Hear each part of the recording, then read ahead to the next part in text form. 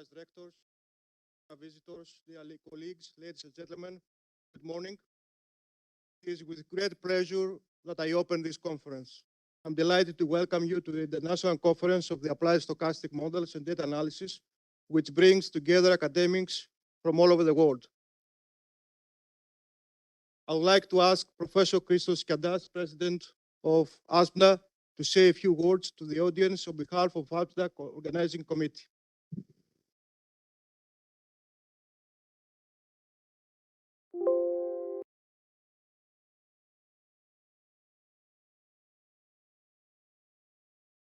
Thank you very much for the hospitality.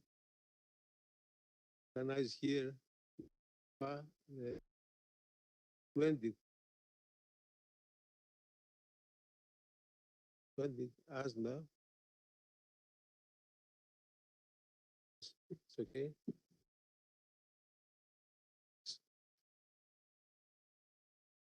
Okay. Thank you very much. Yes, this conference started in 1881 in Brussels, and it continues for many years.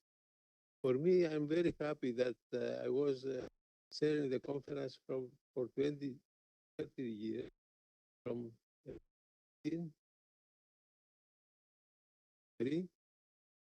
It was a conference in Kanya, the Technical University of Crete.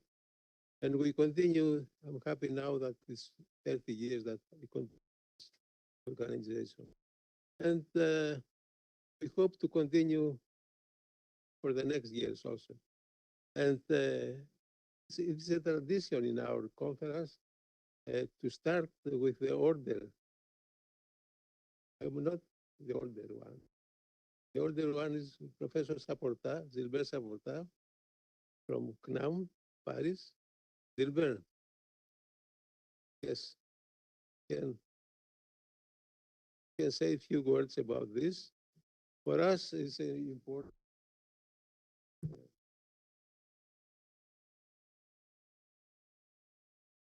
I see that how many conferences we had. You see that usually we start conference every year in several places. It's okay. See that we started in Britain, in Greenland, in Italy, Portugal, France, Lithuania, Italy, Raimondo Man, Spain, UK, in Florence, in Italy. And of course, we continue also the last years. Yes, we continue the last years with the COVID era. We continue the conferences. We don't stop. We continue with the COVID. Of course, it was a tradition to start the conferences in start the conferences in hybrid form now. Close to the conference, we continue also demographic workshops, and because we were lucky that finally demographic was be one of the best selections of ASNA, because we were exactly during these years in the case with COVID, and we had already a lot of publications about COVID, about the graphics. Yes, the starting point in 1881 was Jack Johnson. Jack Johnson has an idea with the ins and outs of solving real problems. And we continue for these years to have a lot of publications trying to solve real problems. And we mean real problems, but by using applications, and in some cases, very strong applications. that because Markov theory, data analysis, forecast. Okay, in one of these 6, we had also the word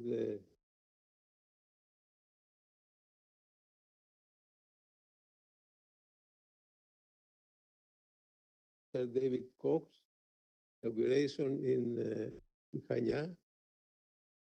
I was lucky. I was also the head of the department. You see that? I was lucky that I was the head of the department. I had the opportunity to cover this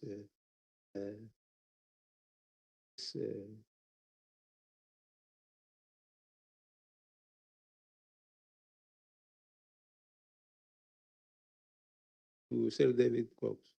It was one of the best time for our university in Kenya. Well, and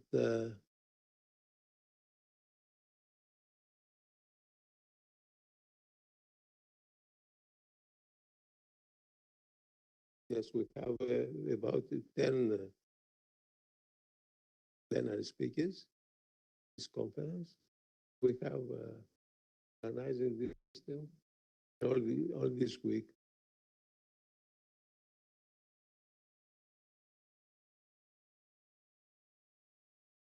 Yes, the other point, the very important point was publications.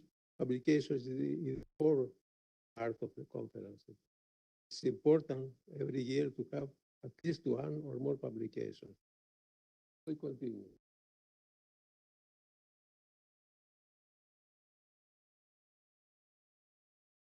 The tools of the conference, of course. Papers presented, we have the plenary speakers, we have the local organizers, we have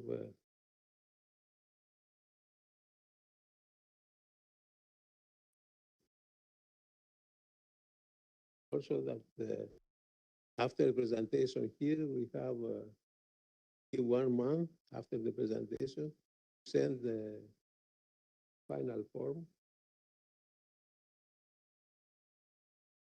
Okay. Very important point is now to give the talk to Professor Saporta. Sylvain Saporta. Yes. Come here. Can explain and give some thoughts about the new time now.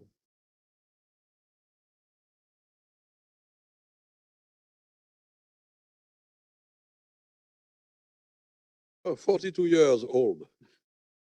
So I have the privilege, but maybe not a privilege, of having attended the first Assembly conference in Brussels in 1981. Maybe I'm one in this room. And I also attended the 17 of the 20 conference, which gives me, I hope, the right to say a few words. This series of generally the annual conferences, whose rhythm was interrupted only once, following the September 11 attacks, was the brainchild of Jacques Janssen, professor at the Université Libre de Bruxelles, the Free University of Brussels. And the conference were soon supported by IBM company and also by the French National Institute of Informatics in RIA, and followed by many others. As Christos said, the original feature of these conferences was and still is to bring together applied probabilists and applied statisticians, which are concerned with problem solving. And the title of the 1985 symposium in Brussels was Data Analysis in Real Life Environments, the ins and outs of solving real problems. And it was also the title of some books in the series. And this is still relevant today. Jacques Janssen was a visionary in welcoming to these conferences some topics that were not yet fashionable, such as machine learning and stochastic finance. The ASEMDA conferences invented data competitions in the 80s, long before machine learning challenges, Kaggle, and other hackathons. The point was not to pick winners, but to compare different approaches, which were then the subject of specialized sessions. The younger generations here cannot imagine the difficulties of those days. The first PC had just appeared, and mainframes were still dominant. The World Wide Web and Internet did not yet exist. To transmit the data to competitors, the ASEMDA organizers recorded them on magnetic tapes of 27 centimeters diameter and sent them by post. Since the sixth conference in 1993 in Hania, in Crete, Christos Skiadas has gradually taken up the torch, and this is the sixth Congress he had organized. And one of his contributions was also to include demographic workshops. And as if the 2-year period were too long, and perhaps for fearing of getting bored, Christos created the intermediate SMTTA conferences, the 7th of which took place last year. So, Christos, on behalf of the scientific committee, and on behalf of all of us, thank you for organizing this 20th conference ASEMDA here in Heraklion. Thank you.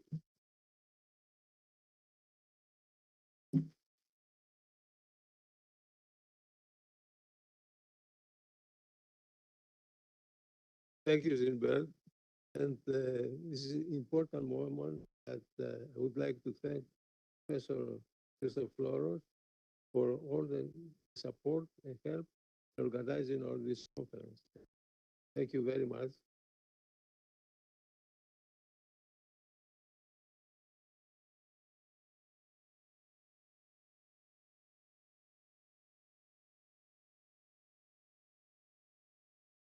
Dear participants, the 20th ASEMDA conference focuses on new trends in theory, applications, and software of applied stochastic models and data analysis.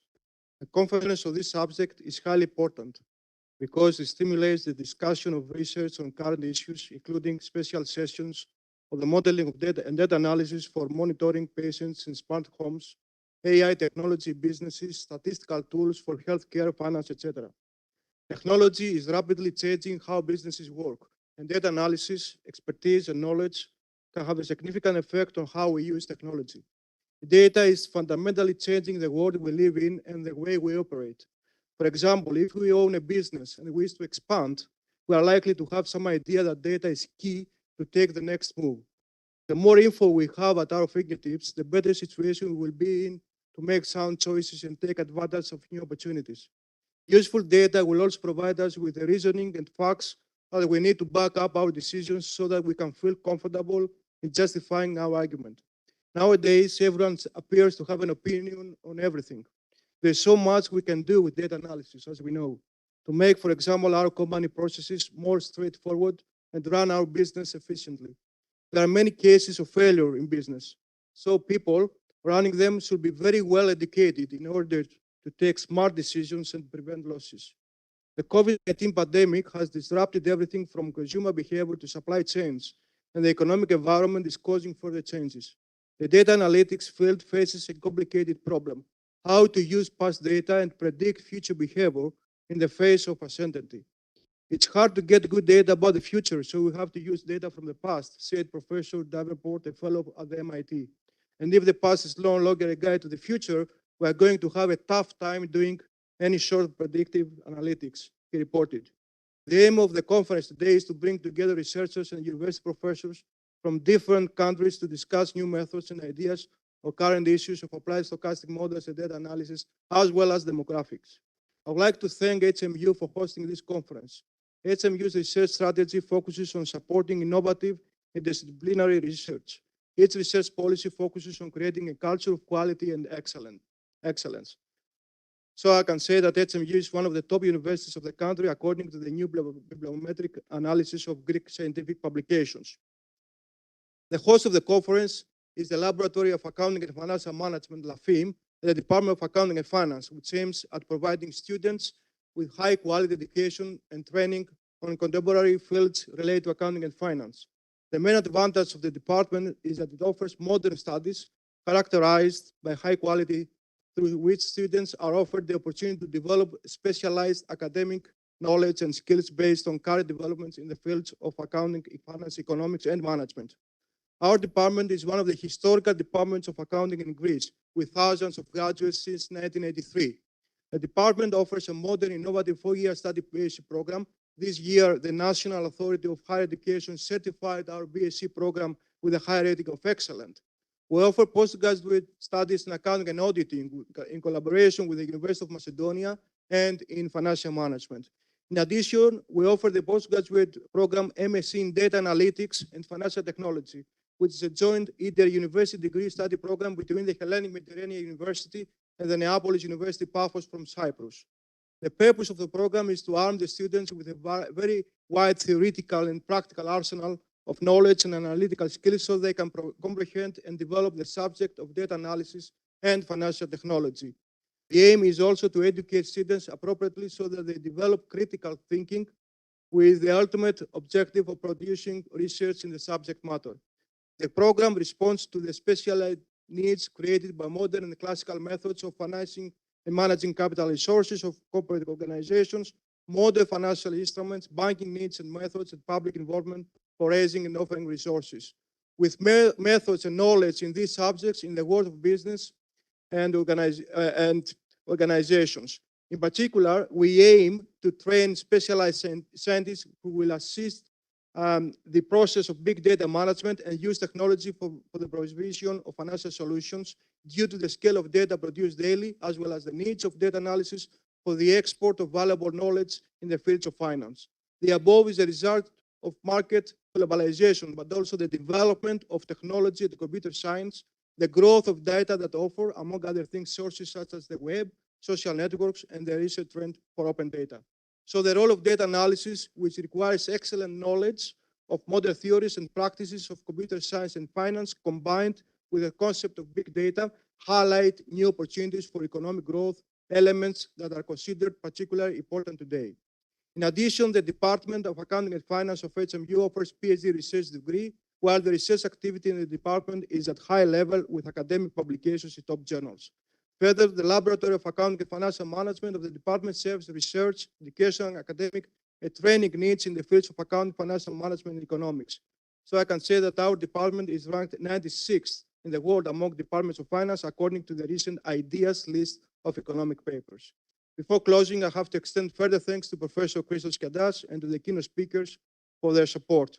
Many thanks to both the organizing and scientific committees of ASPDA conference. They greatly helped in organizing the conference. Special thanks to the rector office, and my colleagues and technical staff from the Department of Accounting and Finance of HMU. We are very proud and happy to be here today to celebrate the ASPDA's 42nd anniversary. This is a joyful occasion, and there is much to celebrate. We have a special awarding ceremony. We are honored to provide the title of Honorary Professor of the Department of Accounting and Finance of the Hellenic Mediterranean University to Professor Nicholas Apéργis of the University of Piraeus from Greece. Let me now close by wishing you a delightful, successful, and productive conference. Our university's motto is all humans by nature desire to know. I'm sure that you will feel enriched with knowledge after completion of this conference. I'd like to ask Professor Malamos, the Vice Rector of HMU, to open the awarding ceremony. Thank you very much.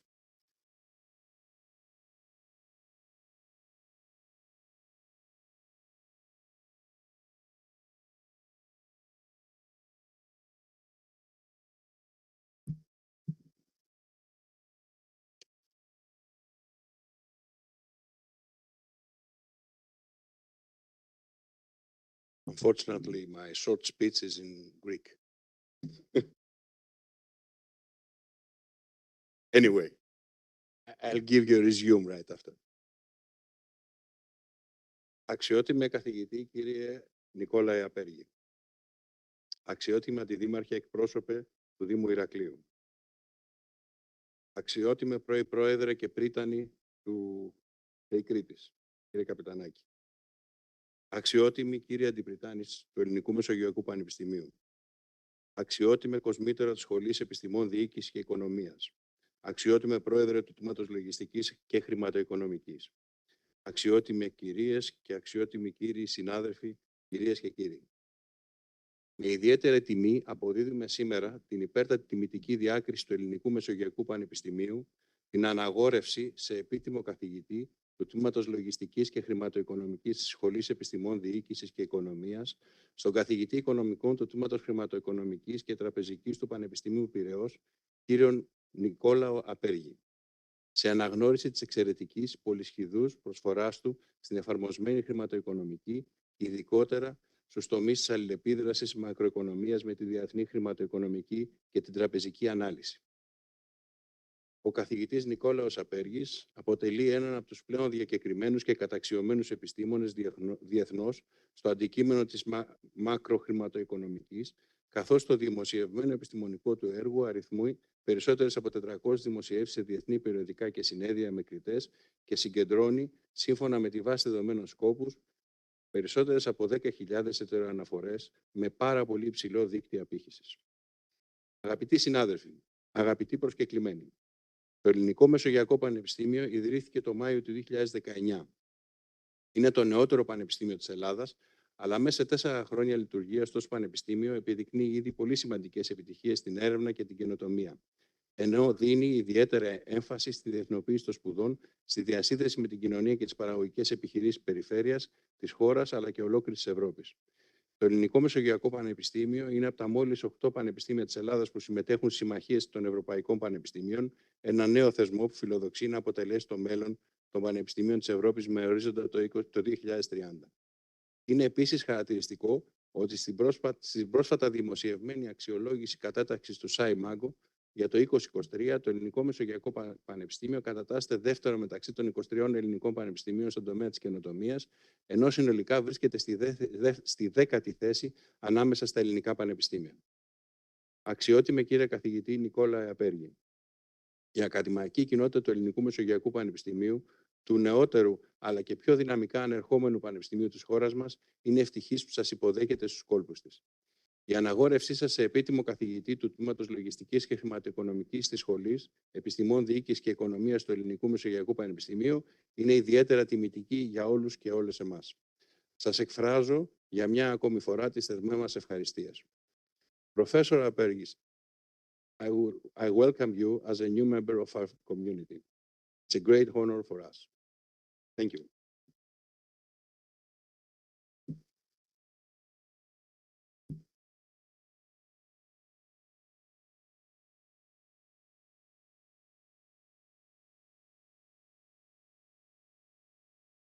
Ευχαριστούμε τον κύριο Αντιπρίτανη. Στη συνέχεια, το λόγο έχει ο κοσμήτωρος της Σχολής Επιστημών Διοίκησης και Οικονομίας του Ελληνικού Μεσογειακού Πανεπιστημίου, καθηγητής Τηλιανός Παπαδάκης.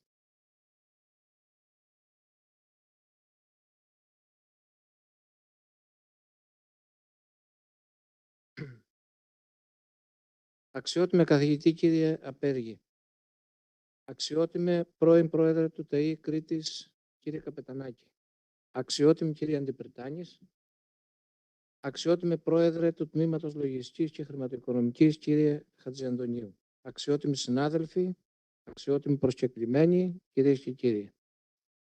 Με μεγάλη χαρά, απόλυτο σεβασμό και βαθύ θαυμασμό τιμούμε σήμερα ένα εξαίρετο συνάδελφο που αφιέρωσε τη ζωή του στην αναζήτηση της γνώσης, συμβάλλοντας αποφασιστικά στη διαμόρφωση της σκέψης στα πεδία της μακροοικονομικής, της μακροοικοχρηματοοικονομικής και τα οικονομικά της ενέργειας.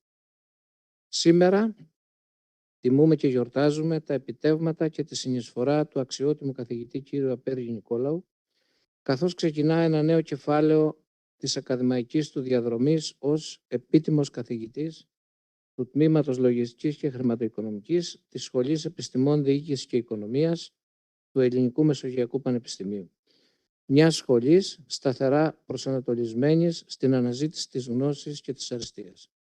Συγχαίρουμε και εκφράζουμε την βαθύτατη ευγνωμοσύνη μας για την ακλόνητη αφοσίωση, την αξιοσημείωτα βαθιά γνώση και την ανεκτήμητη καθοδήγηση και έμπνευση.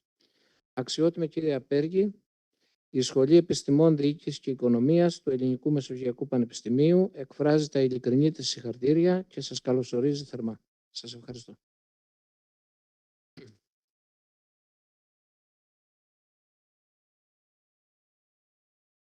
Κύριε Κοσμήτωρα, ευχαριστούμε πολύ. Ο πρόεδρος του Τμήματος Λογιστικής και Χρηματοοικονομικής του Ελληνικού Μεσογειακού Πανεπιστημίου, αναπληρωτής καθηγητής Ιωάννης Χατζιαντονίου, θα μας παρουσιάσει το έργο του τιμόμενου καθηγητή Νικόλαου Απέργη. Στη συνέχεια θα αναγνώσει το ψήφισμα και την αναγόρευση της συνέλευσης του τμήματος.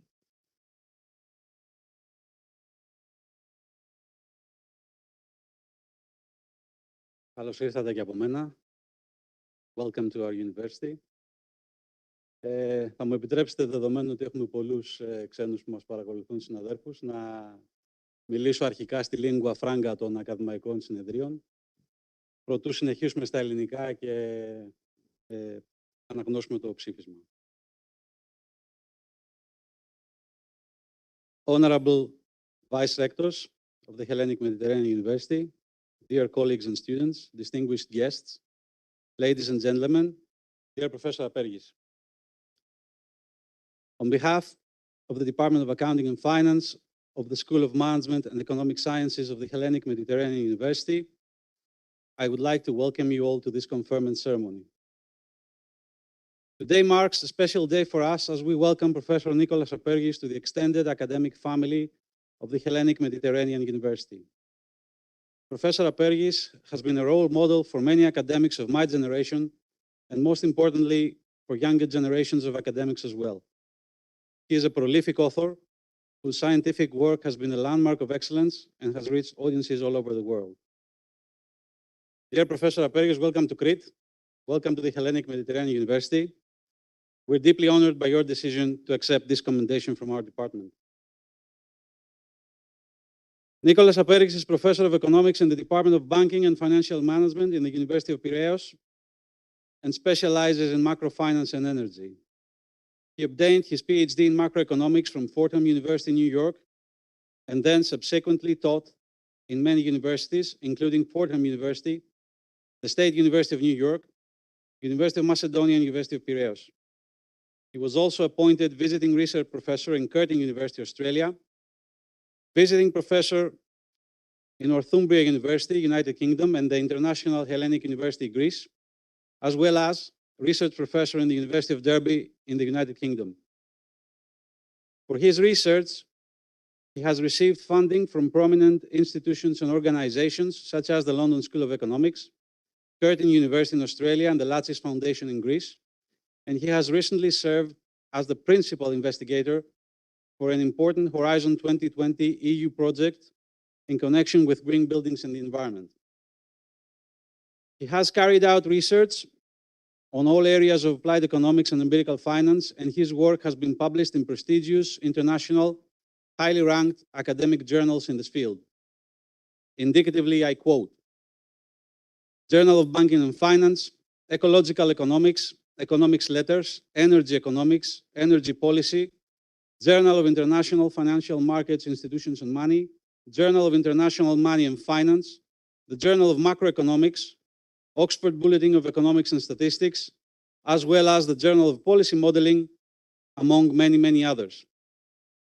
He is a top-tier researcher whose work has strong and profound impact on scientific research in applied economics and empirical finance, as can also be evidenced by the relevant metrics and indices relating to recorded citations in international academic literature.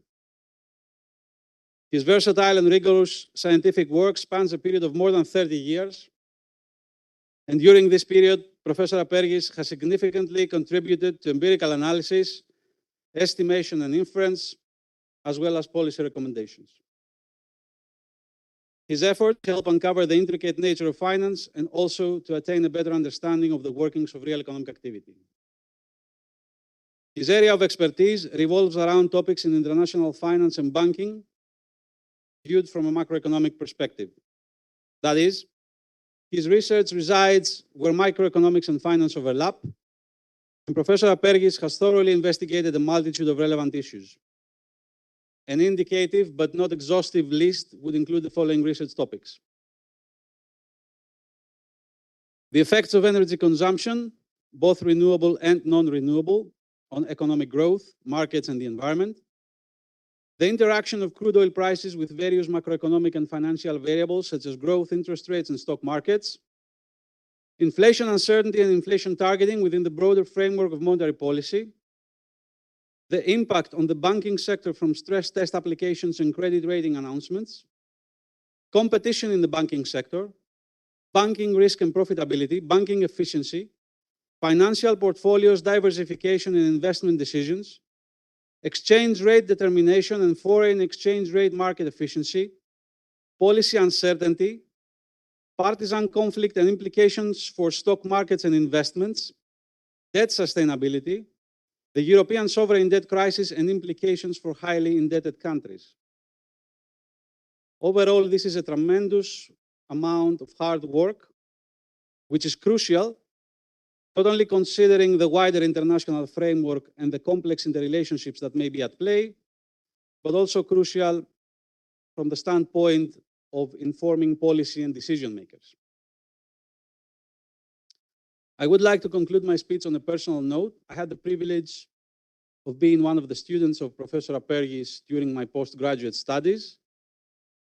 Some argue that it is good researchers that make good teachers, and I most certainly agree to that. His capacity, his remarkable capacity to convey difficult concepts in the most effective and the easiest way possible is what made a difference, and I thank him for that. In fact, Professor Apéργis, one of his academic articles published in Energy Economics in 2009 is most probably the reason why I got involved in this line of research and became an academic in the first place.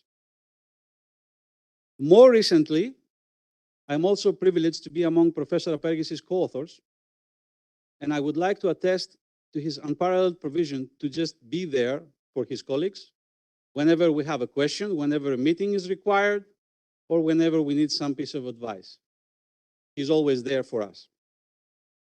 With all these in mind, it is therefore a great honor to confer upon Nikolas Apéργis the title of Honorary Professor of the Department of Accounting and Finance of the Hellenic Mediterranean University in recognition of his outstanding achievements in the fields of macroeconomics and finance. Αξιότιμε καθηγητά, αξιότιμε κύριε Απέργη, σας ευχαριστούμε γιατί με το έργο σας συμβάλλετε στην καλύτερη κατανόηση σημαντικών και κέριων ζητημάτων που επηρεάζουν την καθημερινότητά μας και αφορούν όλους. Η καλύτερη κατανόηση της οικονομίας, των αγορών, αλλά και των διεθνών οικονομικών σχέσεων που επιτυγχάνεται μέσω της μελέτης του έργου σας, έχει οπωσδήποτε θετικό αντίκτυπο στην ακαδημαϊκή κοινότητα και την κοινωνία, καθώς ενημερώνει, αλλά και συνεισφέρει στη διαδικασία λήψης οικονομικών αποφάσεων. Παράλληλα, αποτελείται παράδειγμα προς μίμηση για τις νεότερες γενιές επιστημόνων, καθώς η επιτυχία σας ενσωματώνει όλα όσα μπορεί να πετύχει κανείς με σκληρή δουλειά και αφοσίωση. Σας ευχαριστούμε.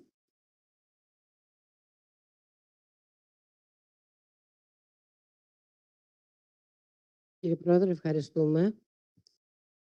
Καλούμε στο βήμα τον Αντιπρίδανη καθηγητή Αθανάσιο Μαλάμο, τον καθηγητή του Τμήματος Λογιστικής και Χρηματοοικονομικής κ. Χρήστο Φλόρο και τον τιμόμενο σε επίτιμο καθηγητή Νικόλαου Απέργη για την περιένθεση με την Τίβενο του Ελληνικού Μεσογειακού Πανεπιστημίου, την επίδοση των τίτλων και την επίδοση της τιμητικής πλακέτας.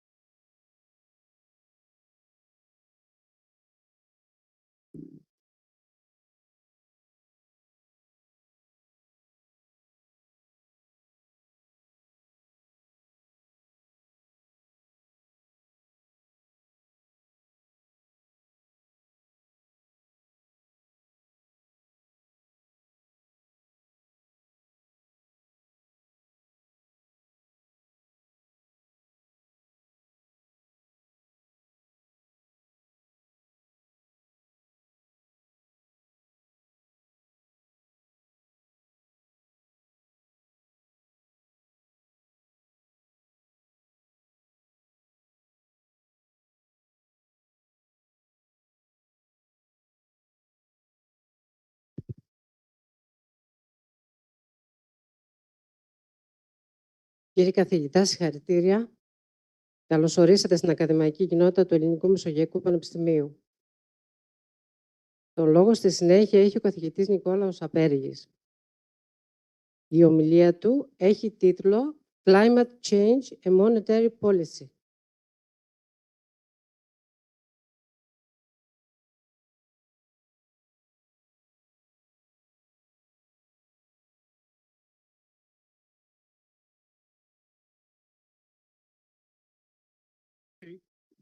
As we are waiting for the preparation of the presentation, I would like to say good morning to everyone and thank you for being with us today. It's a great honor to have a lovely audience down there. I would like to also to take the opportunity to thank the authorities of the Hellenic Mediterranean University for this deep, honorable event for my sake, and especially the Department of Accounting and Finance of the university, and particularly, as you already heard before, the chair of the department, Professor Ioannis Hadjiantoniou, who used to be one of my brilliant students in my classes. Thank you so much. And allow me also to say that after 30 years of delivering so many speeches around the world, I felt always comfortable with this kind of speeches because I had lovely audiences, including yours today. But today there is an exception. I feel not uncomfortable, not stressful, but a little bit weird because there is a special member of the audience for the first time in my life that I really will make me enjoy the value of this presentation. And of course, it is my 8-month grandson sitting over there. Okay. Okay. Yes, he's also a member of the university as well, and a potential member of the student body here. As you can see, we are going to talk about climate change and monetary policy, which is a very new and reviving literature that has not provided explicit details about what is going on about climate change and its effect on macroeconomic determinants of the economy, and especially what is the interaction between monetary policy and climate change, and what is the role of central banks to mitigate potential reductions of climate change, of the impact of climate change on the general economy. I realize that, and I have seen the program of the conference, that there are magnificent papers. All the papers are magnificent. I'm an empirical economist. I'm doing usually mostly empirical econometric world, but I couldn't follow what you are going to talk about during this conference, believe me. So I really wish you all the best for the success of this conference. So instead, however, of presenting an empirical model, something that will definitely make you happy, I decided to stay on the plenary talk of this topic. And the motivation is that we have been working with two colleagues, one from the UK and one from the Switzerland, about, for the first time, about how can we introduce the climate change variable into the loss function of a central bank. This is something that has not been done so far in the general and relevant literature. So we have started doing this and the results are amazing. So by taking the opportunity of doing this, I decided to present to you the interaction or the role, if you prefer, of central banks in the climate change situation. So, let's see how can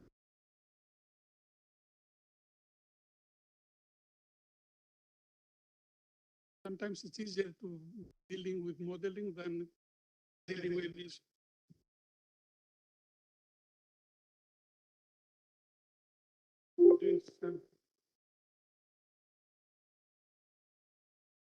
If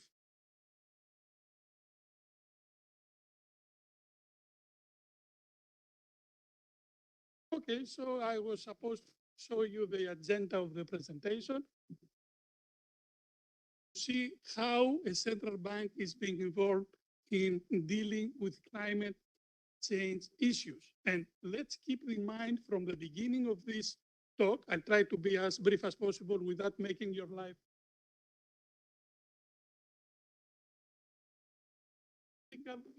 entity. It's supposed to be totally independent from the political state. And this is fortunate because every time the government is being involved in any type of issues, thank you, the outcome is not very brilliant. However, if the central bankers are not very prudent in how they can handle the impact of climate change on the economy, they will probably reduce the distance from the political status. And this is not something economists feel very happy about it. Central banks are not fiscal authorities, are not departments of the state. So they are supposed to stay independent in order to deliver the expected results in terms of very significant targets like price stability, financial stability, especially after the last global financial crisis back in 2008, and of course, climate change now. Okay, we'll see a kind of argument because usually economists are divided into many groups about what is beneficial or what is detrimental for certain actions they are taking, I mean the monetary authorities, but we'll see how, what is the outcome that the relevant literature has reached about. Okay, so you can see this is the agenda, the roadmap, whatever you call it, of the presentation. We'll have a very brief introduction to see what is the problem, how can we deal with it, what is the first interaction between climate change and monetary policy. Why is it important for central bankers to be involved in this kind of situation? Is there any room for them to get involved by mitigating the impact, the negative impact of climate change on the economy? I know that I realize that you are happy with these modeling issues, but I'm going to disappoint you. I'm not going to expand it. But I'll mention what is the crucial step that the literature needs to take in order to improve the modeling approach.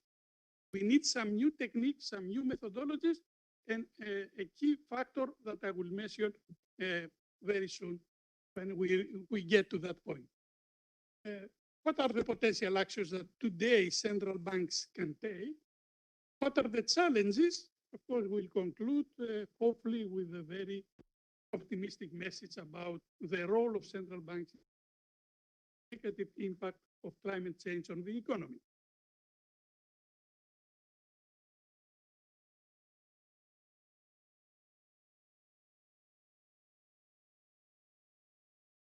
Okay. So, as you can see, climate change, in general speaking, is one of the greatest challenges faced by the global economy. We'll see why in a minute. Illustrated by global warming and the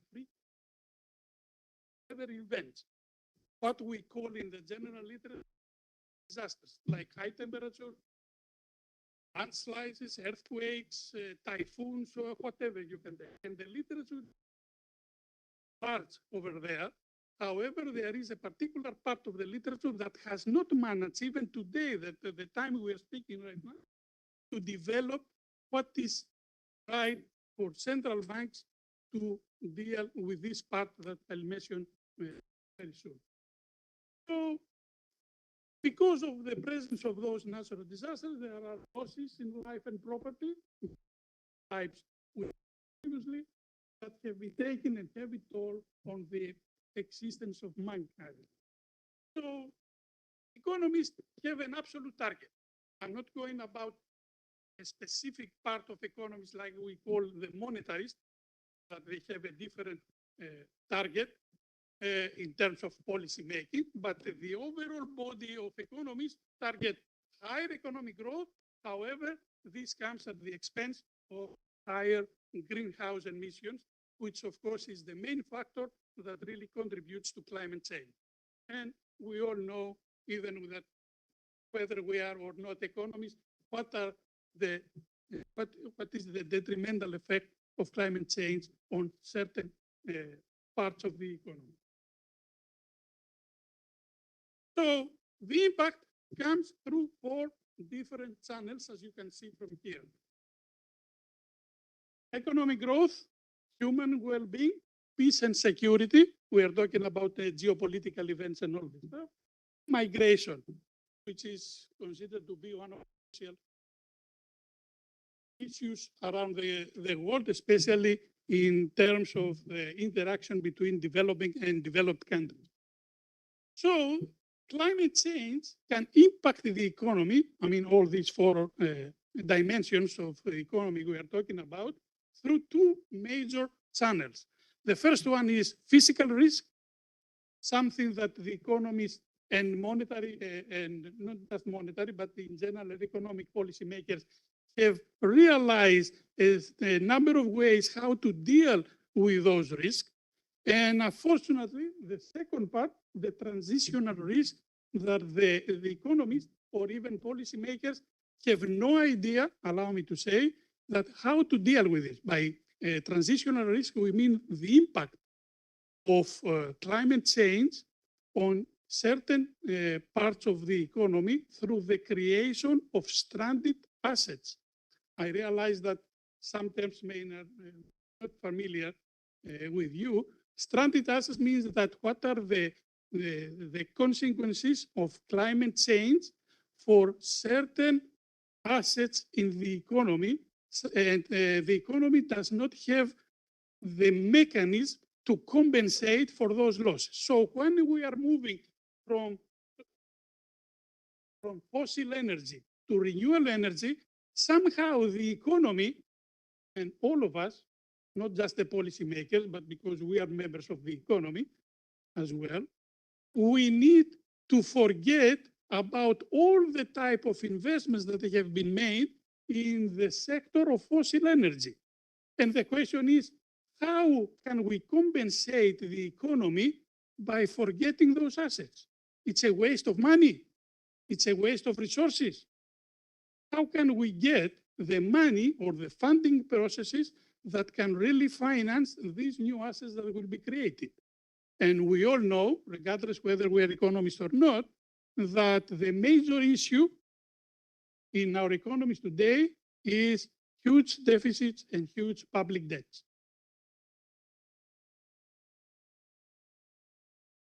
So we have an economy moving to net zero. When the net zero economy will be a reality, probably over the next 50 or 100 years, nobody knows.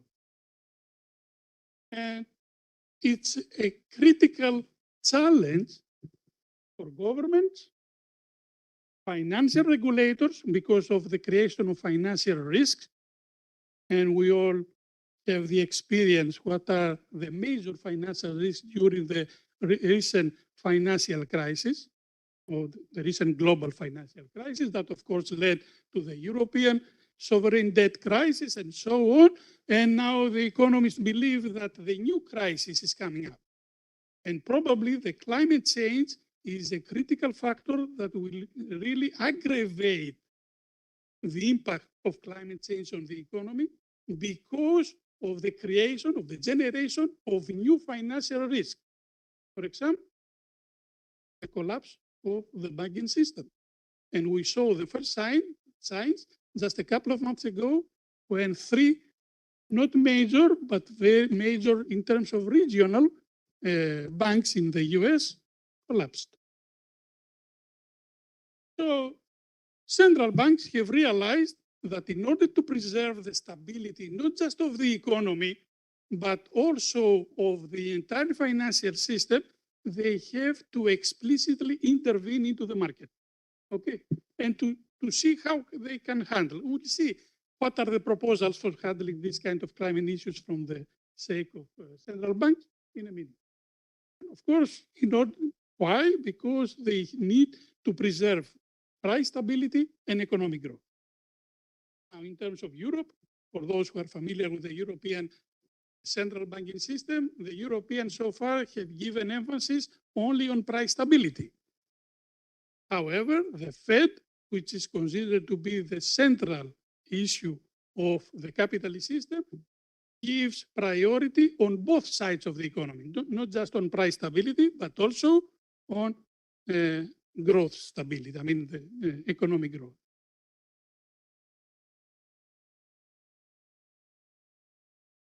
Okay. So as you can see, these are the two principal mandates of the central bank, and we will base our discussion only on those two mandates, which is the stability of price, of the price level, and of course the stability of the financial system. So the first question which arises is, should we have a central bank intervening in the debate of the climate change issue? So as long as we have one monetary tool, either money, liquidity, or interest rates in the system, why we need to take explicitly into consideration climate change as central bankers, not as general policymakers? Why? Because as the central bank undertakes more roles into the system, it explicitly violates one of the fundamental principles in economics and finance, that for one target, we need only one policymaker. So why now that by introducing one more target, the third target, central banks are expected to be more efficient in dealing with this issue, with this critical issue? So we violate, as I mentioned previously, the fundamental principle of Tim Begen's rule that for one target, we need only one policymaker. If we have multiple targets, it's very simple to have more policymakers. Then how can this action can really jeopardize the future of our monetary system? And believe me, without an efficient central bank or an efficient even fiscal authority, we won't be here talking about stochastic modeling. Okay. So the three critical questions that the relevant literature has to respond is, should central banks take existing climate policy to account when designing monetary policy? So far, the initial attempts in the relevant literature is yes. Central banks should intervene because they have the technical know-how of how dealing with this critical issue. I believe that even my grandson agrees on that, so, or not. But I know how can I translate him, believe me, so far. The second question is, climate policy is taken into account. Can the original monetary policy be aligned? Should we change the mechanism through which the central bank, the monetary policy makers intervene into the economy? Again, the answer is yes. However, when it comes down to the third question, should central banks explicitly introduce climate-related objectives into monetary policy? And by monetary policy, we mean a monetary policy rule, a stochastic mathematical rule through a loss function that the central bank tries to minimize.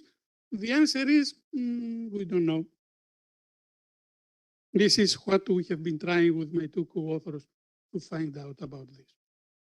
If the results in terms of the targets of the central bank, price stability, financial stability, are showing a better performance with or without climate stability. Okay, so the major, just I'm trying to speed up a little bit the speech here. So the major risk is the presence of stranded assets. And so far, nobody from the literature has managed to come up with the right response. We don't know yet, and this is a major risk here for the entire economy, how can we deal with stranded assets? How can we compensate the loss of trillions of euros or dollars around the world? Because when we abandon through our intervention to abandon the old energy system in order to come up with something new, something that will help to mitigate the consequences of climate change, we don't know how can we get the funding to compensate for the loss of those assets that will be abandoned or will be re-estimated, revalued in the new environment. So nobody so far, on a global basis, has managed to come up with the right answer, and this is the major risk. Maybe we lose everything about our targeting efficiency here in terms of central banking, I mean. Okay.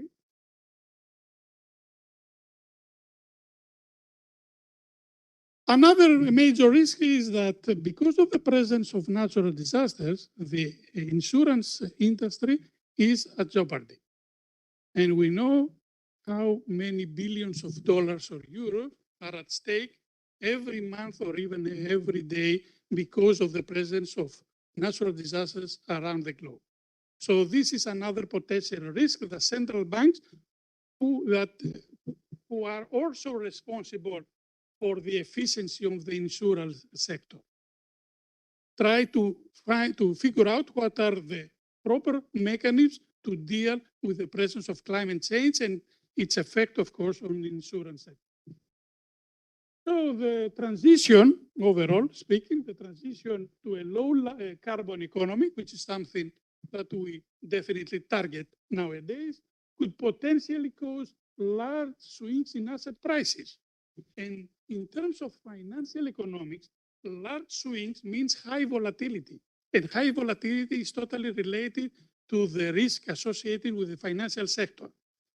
And we all had a flavor of what financial risk means back in 2008 when the international financial system went very close to collapse. Now, economists are predicting that the new risk, if they are really materialized in terms of climate risk, the old crisis back in 2008 will be just a kindergarten in the economic system. Okay, so we definitely, it's critical to come up with the right mechanism that will provide the smooth transition from current system into the new system that can be dealing in an efficient manner with the climate change issue.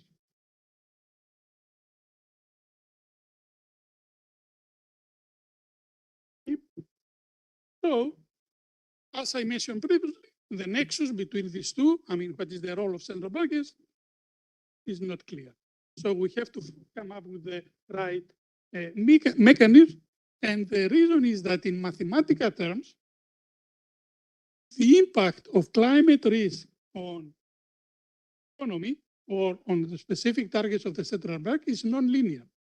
And it's getting harder to deal with non-linear methodologies in order to come up with under what circumstances can policy making event can have the expected result and so on. Because the presence of non-linear effects are non-irreversible, while they are characterized by long time horizon. So when we are dealing with the impact of temperature, high temperatures, on specific sectors of the economy, we have to take explicitly into consideration that the impact has a long time horizon. It's not something that we can deal over the next 1 or 2 months. So we need to come up with solutions that will have permanent effects on how to mitigate the effect, the impact of climate change on the economy.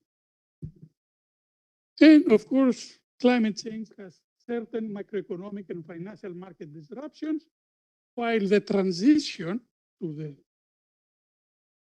economy could potentially affect the conduct of monetary policy and the ability of central banks to deliver on price stability mandate.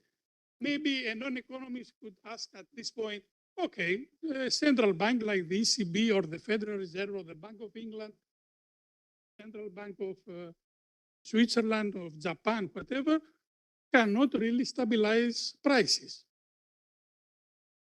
Now, right now, the moment we are talking today, central banks around the world are taking drastic measures to raise interest rates to fight inflation, because inflation disrupts the future of the economy. And if you don't tame not only inflation, but also inflationary expectations, then the whole system will come very near to collapse. So it's very crucial for a central banker to predict, to forecast prices. And if this prediction mechanism is at stake, then the role of central bank comes to a minimum. Therefore, it's very crucial to deliver price stability through the stability of expectations and the forecasting of right prices. Okay, I'm trying just to pinpoint just the critical points here. So what are the transmission mechanisms? I'm not going to give a lecture on the mechanism of liquidity transmissions coming from central banks into the economy, but these are the four mechanisms that are at stake right now: interest rates, expectation, asset prices, credit channels. If we don't consider the role of central banks in terms of how they can tame climate change, all these mechanisms won't work. And the question is, so what? If those mechanisms do not work, then there will be no credit in the economy. There will be no wages in your banking accounts, or there will be no funding, no liquidity for private sector firms, corporations to increase their investments, for households to increase their spending. And without credit, we don't have demand. Supply is useless, and the whole economic system is totally disrupted. Okay, so you can see the criticality of those points if we don't manage to provide the right mechanism to deliver the expected outcome in terms of the impact of climate change on the economy. So, based on what I mentioned just a few seconds ago, if we don't have those mechanisms, the results will be deterioration of the balance sheets of financial intermediaries, banks and non-banks that provide credit to the economy, asset valuations, the quality of asset pricing will go down, and forget about the assets we are holding in our portfolios, and of course, the expectations of economic agents. The expectations are related to a gloomy economic environment. There is nothing in the economy, and then we have to go back to square one. To invent the fundamental mechanisms that create an efficient economic system. Talk about potential dangers, so I'm not going to this again. The ECB, the European Central Bank, is the only bank that during stress testing has explicitly taken into consideration the role of climate change. So they have come up, starting back just a year ago, in summer of 2022, how different scenarios under the impact of climate change can have an effect on the European banking sector by utilizing over 400 banks and 2,000 corporations around Europe, and the results are astonishing. So we move directly to the results. So these are the scenarios they consider during the stress testing approach. So we don't into those. And the resulting message is simple. If we don't take action now, it has to undertake ambitious and broad-based action to ensure an orderly transition to the friendly, environmentally friendly economy. And without mitigating the effect of climate change, the result will be catastrophic.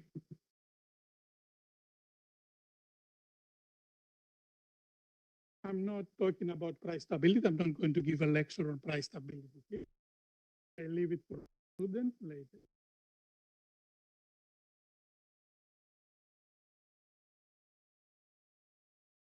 Yeah, modeling issues.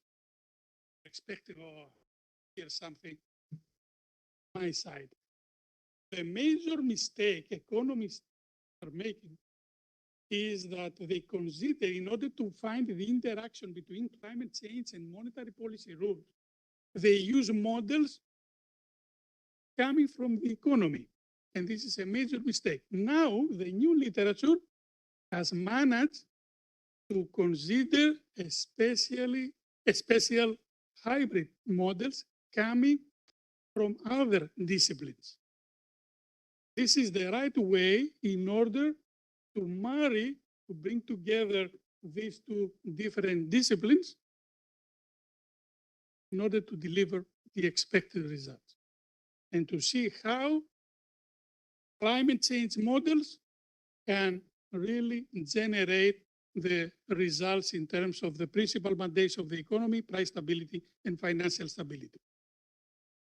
There are many attempts here from economists and non-economists to marry these two, but I have decided, I'm afraid, to keep this.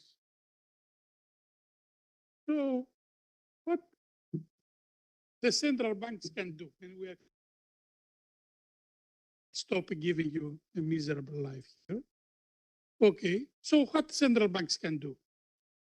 They need, in terms of economics, in order to revive or to sustain the economy, you need to pump money, liquidity to the system. That's easy. The Federal Reserve or the ECB can do it. They can print money and they can provide liquidity to households and corporations. However, this is called monetary easing. Money is easy going into the economy. However, the new solution is we don't need the money easing, but we do need green easing. So when central bank provides liquidity to the banking sector, it has to ensure that the banking sector provides credit through loans to corporations that satisfy certain environmental criteria like the ESG criteria that the literature has started to give more emphasis on. This is the only way that central bankers can control the way liquidity finds its way into the economy. Central banks do not control corporations, but banks, commercial banks, can do that. So they can provide funding to corporations only if those corporations satisfy certain criteria. And this is the only way, and once again, away from the political system, that can really force the economy to satisfy certain environmental criteria and, of course, to minimize the impact of climate change on the private sector, on the economy overall speaking. So this is the only way. I'm giving you a resume of the whole talk here. I have to go line by line. Going on.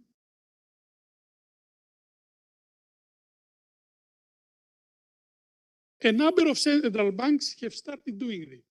Once again, the European Central Bank is the only central bank that really forces private commercial banks to satisfy this manner of introducing liquidity to the system.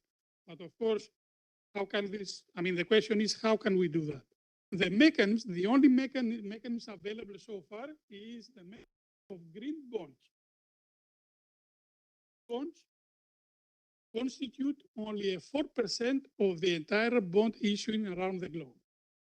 So you can see what is the critical factor here, and so how we need to expand this kind of activity to increase the role of green financial tools in general that can really deliver the results we're expecting from the involvement of central banks into this process.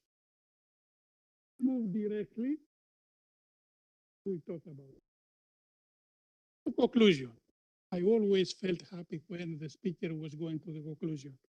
So I believe that this is the case as well here. So there is evidence and no doubt to establish that climate change is a certainty. However, how can we fight it? It's an uncertain world, and we don't have specific solution. Central banks usually overstate their ability to contribute. This is not an easy issue to say, yes, we can have a central bank that can definitely go into the business and deliver the expected results. No, this is not easy because they run to the risk of losing their distance from the political system. And if central banks policy making comes back to the political system, to our government, doom case. We all know the inefficiency of the political system when it comes down to fiscal issues. The central banks do not create crisis, theoretically. But fiscal authorities, government, do create crisis. And of course, they move the responsibility to households and corporations, but never to themselves. So,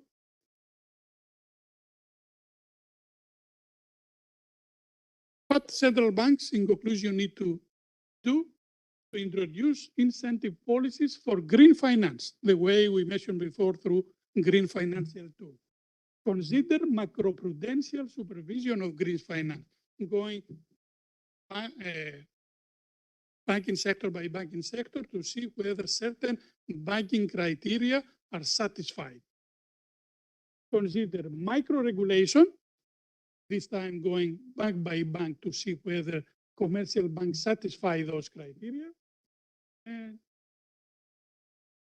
fortunately, at least we hope that this type of policies recommended here can plug the climate funding gap as well as fundamentally solve the long-term financial risk caused by climate change. Just 3 days ago, there was a symposium in Japan about the discussion of those questions.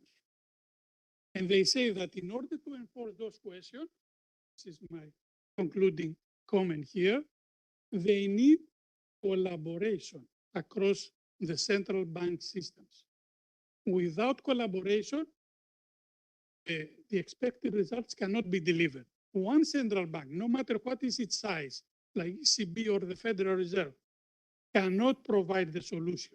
So we need a new rule, a new order in terms of central banking. Collaboration, something that they did it back in 1989 when they collaborated to save the international financial systems in terms of exchange rate collapses. It was called the Plaza Agreement, based on the agreement signed at the Plaza Hotel in New York. This is something that has to be done again. Only global central banking collaboration can satisfy those criteria and can potentially solve the issue of climate change. Thank you so much for your patience.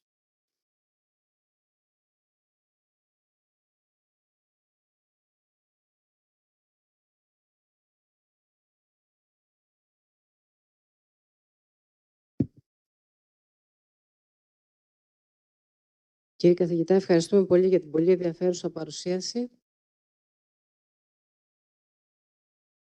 Στο σημείο αυτό, η τελετή αναγόρευσης σε επίτιμο καθηγητή του Τμήματος Λογιστικής και Χρηματοοικονομικής, του καθηγητή Νικόλαου Απέργη, έφτασε στο τέλος.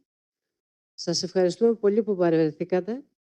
Θα ακολουθήσει ένα μικρό διάλειμμα για καφέ και στη συνέχεια μπορείτε να επιστρέψετε για τις εργασίες του συνεδρίου ΑΣΝΤΑ 23. Ευχαριστούμε.